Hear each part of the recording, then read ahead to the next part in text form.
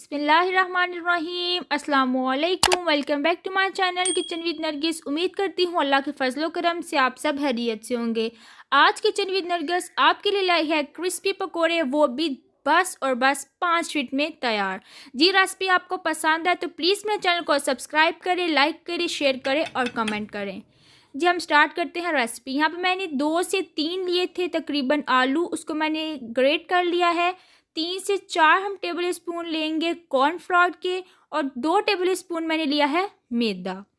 जी हम स्पाइसेस भी बहुत नॉर्मल हैं, आप इस रेसिपी को ज़रूर ट्राई करें। 1 टेबल स्पून मैंने ली है दादर मिर्चें, नमक लिया है मैंने हस्बे ज़रूरत, और मैंने ज़ीरा पाउडर लिया है 1 टीस्पून, और धनिया लेंगे हम ज़रूरत के लिए।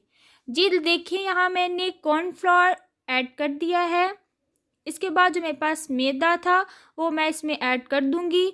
बच्चों के बहुत ही पसंद क्रिस्पी पकोड़े आप सिर्फ़ और सिर्फ 5 मिनट में तैयार कर लेंगे।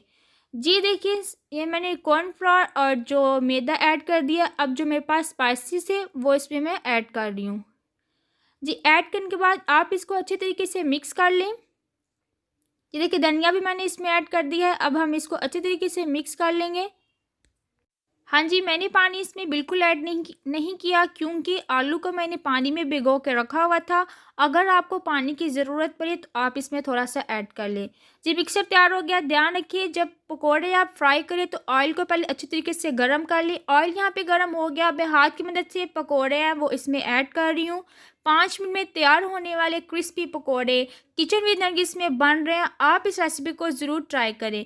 जी देखिए क्रिस्पी पकोड़े यहाँ पे फ्राई हो गए हैं। अब हम इसको करते हैं डिश आउट। जी अल्हम्दुलिल्लाह इसको मैंने डिश आउट कर लिया है। जी अगर आपको रेसिपी पसंद आए तो प्लीज़ मेरे चैनल को सब्सक्राइब करें, लाइक करें, शेयर करें और कमेंट करें। बेल आइकन के बटन को प्रेस कर दें ताकि आने वाली हर रेसिपी आपको रिसीव हो जाए। जी मैं आपको इसकी आवाज़ दिखाती हूँ कितने क्रिस्पी हैं ये।